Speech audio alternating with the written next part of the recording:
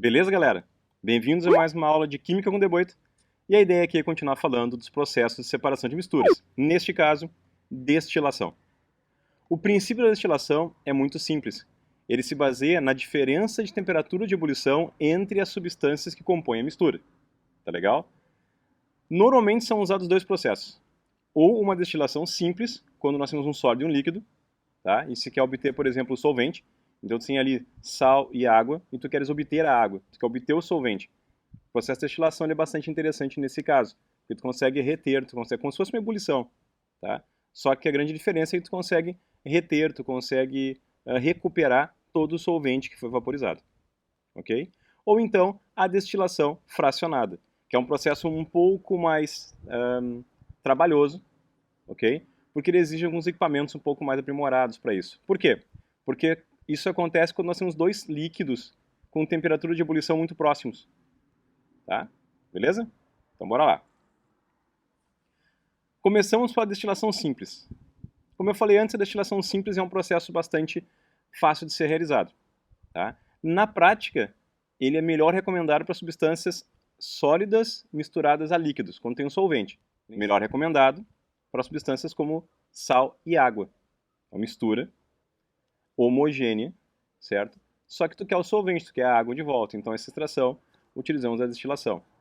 Também é bastante utilizado numa mistura azeotrópica, no caso a mistura de álcool com água. Aqui tem a ideia de um alambique, onde o mosto, né, a mistura com água e o álcool, depois da fermentação da cana-de-açúcar, são colocados, e tu quer obter o álcool. Então tu coloca para esquentar aqui, ele ferve a temperatura adequada, então em torno de 78,1 graus Celsius, e ele vai passando para um condensador, onde ele diminui a temperatura e volta a ser líquido novamente. Em laboratório, nós usamos esse equipamento aqui. Esse aqui, ó. Certo? Que é o destilador. Ele é composto por algumas partes bem específicas. Então, bora ver essas partes. Bom, a primeira coisa que nós precisamos para o nosso destilador funcionar é uma fonte de calor. Podemos usar uma manta aquecedora ou então a própria chama do bico de Bunsen. Nesse caso, nós vamos utilizar a manta aquecedora, que é mais bonitinho deixar na imagem, né? A manta aquecedora aqui. Então vamos usar ela como fonte de calor.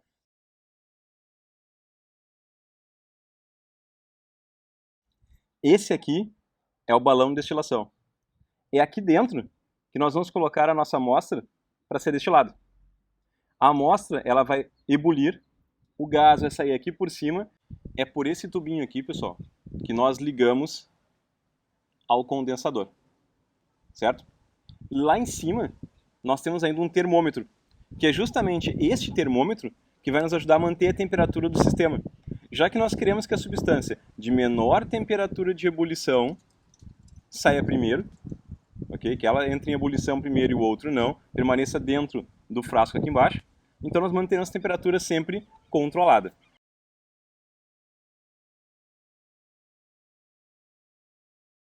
Esse frasco aqui embaixo é o condensador. É justamente no condensador que ocorre a condensação do vapor que veio do balão de destilação, tá certo? Para que ele seja mantido estável também, nós colocamos os agarradores, para ele se manter sempre bonitinho e estável, tá? E além disso, nós colocamos ainda um frasco lá no finalzinho para coletar a nossa mistura, ou melhor, um dos componentes da nossa mistura, tá? Para que o condensador funcione bem e mantenha sempre gelado, sempre esteja arrefecido, sempre geladinho, okay? Temperatura sempre baixa, para garantir a condensação, nós enchemos ele com água. Se vocês prestarem atenção, conseguem ver aqui ó, que ele tem dois tubinhos de vidro. Um tubo interno em espiral e um tubo externo. Tá? O externo a gente enche com água, colocando essa mangueirinha aqui. Então, ao colocar a mangueirinha, a água vai entrar por um lado e sair pelo outro. Depois a gente coloca em direção à pia para manter sempre a água corrente ali dentro. Então enchemos ele d'água dessa forma, certo? Sempre cheinho d'água, para garantir que ele fique sempre geladinho e diminua a temperatura do vapor que está chegando. O vapor vai esquentar o vidro e essa água corrente vai garantir que está sempre mais geladinho.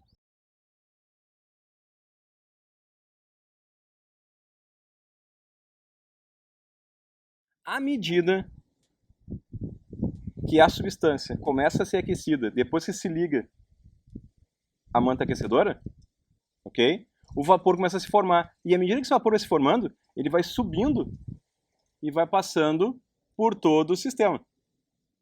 onde ele, de vapor, passa a líquido aqui no condensador e a partir daí começa a gotejar lá no final do processo. Ok? E aqui nós temos a separação, então. O líquido de menor temperatura de ebulição passa por todo o processo, saindo lá embaixo, enquanto que o líquido de maior temperatura de ebulição permanece aqui, ou nesse caso sólido, né? A destilação fracionada é um processo muito usado na separação dos componentes do petróleo. Bora lembrar um pouquinho do petróleo, né? Sempre é importante falar um pouco sobre isso.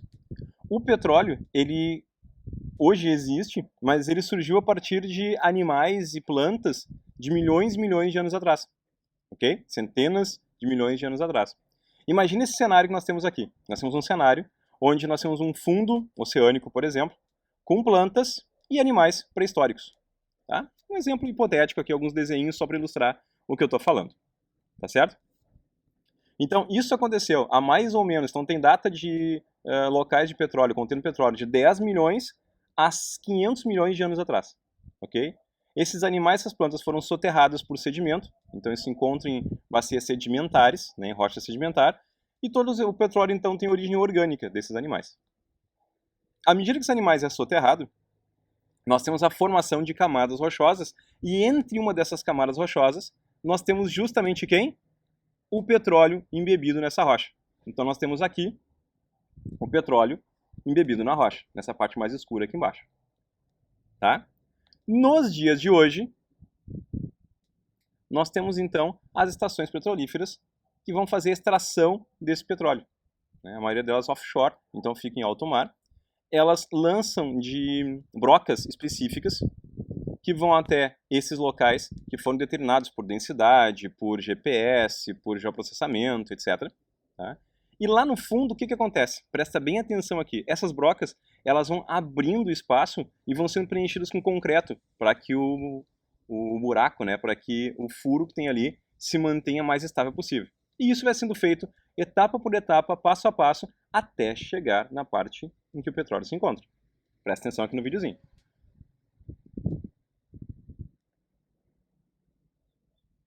Viu? Concreto. Foi o que eu falei. Quando chega na parte da rocha, o petróleo ele se encontra em meio a toda essa rocha.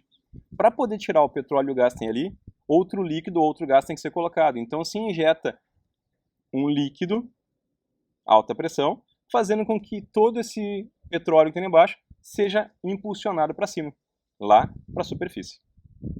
Certo?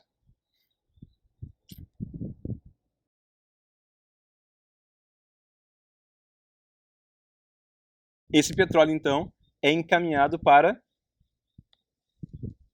a plataforma e a refinaria. Chegando na refinaria, o petróleo, então, tem que ser separado. Por quê? Porque, como eu falei antes, ele é formado por uma mistura. O petróleo é uma mistura de várias substâncias. Nós temos aqui uma animação que mostra um pouco isso. O petróleo é uma mistura de vários hidrocarbonetos. O que são hidrocarbonetos? Poxa vida. São compostos formados apenas de hidrogênio e carbono. Por essas bolinhas dessa cor. Aqui nós temos a representação de átomos, onde as bolinhas brancas são os átomos de hidrogênio e as bolas cinzas mais escuras, elas são as representações dos átomos de carbono. Beleza? Então aqui nós temos substâncias químicas chamadas hidrocarbonetos. Existem substâncias das mais variadas formas. Então nós temos ali substâncias com 2 carbonos, com 3 carbonos, com 1 carbono, com 10 carbonos, com 12 carbonos, com estruturas químicas diferentes. E o que a gente vai fazer aqui na refinaria é processar esse material para separar, para fazer o refino dele. Na refinaria, então, nós temos uma torre chamada torre de destilação fracionada, né? Torre de fracionamento. O que acontece aqui? O petróleo entra nessa parte de baixo, aquecido, e torna-se vapor. Esse vapor ele vai resfriando ao longo de toda essa coluna. Então, quando chega lá em cima, ele se encontra mais frio. Beleza? Prestou atenção no que eu falei? É aqui, ó, que a coisa acontece. Então, bora lá. Presta bem atenção. A parte mais baixa da torre, ela é mais quente. A parte mais alta, ela é mais fria. Isso quer dizer que na parte mais baixa, nós vamos ter as substâncias com temperatura de ebulição mais elevada, conforme te mostro aqui embaixo no gráfico. tá certo? Conforme o desenho. Na parte de cima, teremos as substâncias com temperatura de ebulição mais baixa. Quanto mais em cima, menor a temperatura de ebulição. Por exemplo, lá em cima temos o gás de petróleo, o GLP, né? Gás liquefeito de petróleo. Tá legal? Então, nessa torre, o que está acontecendo, presta bem atenção, na parte de baixo saem as substâncias que estão com maior temperatura de ebulição, que possuem maior temperatura de ebulição, e na parte superior, as de menor temperatura de ebulição. Certinho? Boa! É isso aí. Nessa animação aqui, a gente consegue ter essa noção de como acontece lá dentro, tá? Na parte mais baixa, então, nós temos ali o betume, o óleo lubrificante, nós temos o óleo combustível, o diesel, parafina. A nafta é a fração do petróleo mais interessante nesse caso, que é de onde nós extraímos os precursores do plástico. E depois nós temos ali a gasolina e o gás de petróleo. Tá? Notem que a maior parte do petróleo é colocada para queimar. A maior parte queima, certo? E a fração menor que é utilizada nos plásticos é justamente a fração da nafta. Certinho? E em laboratório é um pouco diferente. Nós usamos este equipamento aqui. Bora prestar atenção. Em comparação com a destilação simples, a destilação fracionada exige um equipamento um pouco diferente. Nós precisamos de uma torre de destilação. É um espaço, justamente esse espaço aqui, esse pedaço aqui. Então nós tiramos o balão de destilação e colocamos um balão normal, um balão de fundo redondo, e acrescentamos essa coluna aqui. Essa coluna, ela contém alguns detalhes nela. Tem algumas entradas assim do vidro que servem como se fossem pratos, como se fossem obstáculos. São obstáculos para o vapor. Então o vapor vai subindo, bate naquilo ali, condensa e pinga de novo. Então ele faz várias pequenas condensações até chegar no topo da coluna. Como a coluna é grande, eu tive que mexer um pouquinho aqui na apresentação, tá? Então a gente consegue ir até o topo dela aqui, ó, assim, certo? Aqui em cima mantemos a mesma estrutura, temos um termômetro e nós temos a conexão então com o condensador, porque igual esse vapor vai ser condensado. E aí o vapor condensado vai para outra extremidade, lá embaixo, na outra extremidade, justamente onde nós temos o frasco coletor. Tá? Como normalmente são substâncias mais voláteis, substâncias que vaporizam com mais facilidade, a gente coloca esse tubinho aqui, ó, para poder ser esse caninho aqui, que é justamente para poder finalizar o processo já dentro do Erlenmeyer. Em muitos momentos, ele chega a ser todo fechado, para evitar que vaze qualquer tipo de vapor que seja formado ali. Tá certo? Beleza? Então o processo não é tão complicado, só tem essa diferença da coluna de destilação, que ela tem essas microdestilações que vão acontecendo ali. Para ver se entende bem como funciona, tá? Nós temos aqui dois esquemas.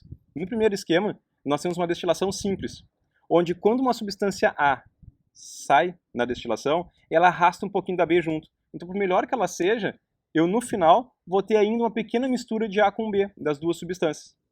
Já se nós utilizarmos uma destilação fracionada, como acontecem ali, como está mostra no detalhe, pequenas microdestilações, o que vai acabar acontecendo é que no final tu tem a substância mais pura, tu tem ali somente o A sendo retirado, somente a substância A sendo retirada. Beleza? Então, destilação fracionada é um processo mais preciso, usado principalmente quando os dois solventes, duas substâncias são líquidas. Beleza? E tem temperaturas de ebulição muito próximos, não esquece disso, tá? Tá joia? Feito então? Até a próxima. Tchau, tchau.